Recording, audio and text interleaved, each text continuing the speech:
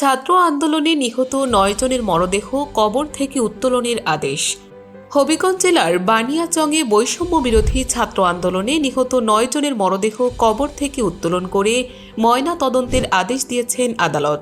শীঘ্রই নির্বাহী ম্যাজিস্ট্রেটের উপস্থিতিতে মরদেহগুলো উত্তোলন করে ময়না তদন্তের ব্যবস্থা করবে পুলিশ। শনিবার সকালে ৯ জন হত্যা মামলার তদন্তকারী কর্মকর্তা ও বানিয়াচং থানার এসআই জাহাঙ্গীর আলম এসব তথ্য জানান। এর প্রায় ২ সপ্তাহ আগে তিনি হবিগঞ্জ সিনিয়র জুডিশিয়াল ম্যাজিস্ট্রেট আদালতে মরদেহ উত্তোলনের আদেশ চেয়ে আবেদন করলে বিচারক মোহাম্মদ আব্দুল আলিম তা মঞ্জুর করেন। মরদেহগুলো কবে উত্তোলন করা হবে জানতে চাইলে এসআই জাহাঙ্গীর আলম গণমাধ্যমকে বলেন, মরদেহ উত্তোলনের আদেশ হয়েছে। জেলা প্রশাসন নির্বাহী ম্যাজিস্ট্রেট দিলে শীঘ্রই এ আদেশ বাস্তবায়ন করা হবে। নিহতের পরিবারের পক্ষ থেকে দায়ের করা হত্যা মামলায় আদালত এ আদেশ দিয়েছেন। এই ঘটনায় নিহত ৯ জনের পরিবারের পক্ষ থেকে ও এসআই সন্তোষ হত্যাকাণ্ডের ঘটনায় পুলিশের পক্ষ থেকে এবং সেই সঙ্গে আহত একজনের বাবার পক্ষ থেকে মোট ৩টি মামলা দায়ের করা হয়।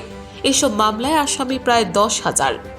নিহতরা হলেন জেলার বানিয়াচং উপজেলার ভাঙ্গারপাড়ের মোহাম্মদ ছানু মিয়ার ছেলে হোসাইন মিয়া, জাতু কর্ণপাড়ার মোহাম্মদ আব্দুল নূরের ছেলে মোহাম্মদ আশরাফুল ইসলাম, আব্দুর রৌফ মিয়ার ছেলে মোহাম্মদ তোফাজ্জল হোসেন, পাড়াগাঁওয়ের মোহাম্মদ শমসের উল্লার ছেলে মোহাম্মদ মোজাক্কির মিয়া, পূর্বগড়ের মোহাম্মদ ধলাই মিয়ার ছেলে মোহাম্মদ সাদিকুর রহমান, কামালখানি মহল্লার মৃত মোহাম্মদ আলী হোসেনের ছেলে শেখ নয়ন হোসেন, সাগরদিঘির পূর্ব পাড়ের মৃত মোশাহিদ আখুঞ্জির ছেলে সোহেল আখুঞ্জি, চাঁদপুরের মৃত তাহের মিয়ার ছেলে আকিনুর রহমান ও খন্দকার মহল্লার মোহাম্মদ আবুল হোসেনের ছেলে মোহাম্মদ আনাস মিয়া।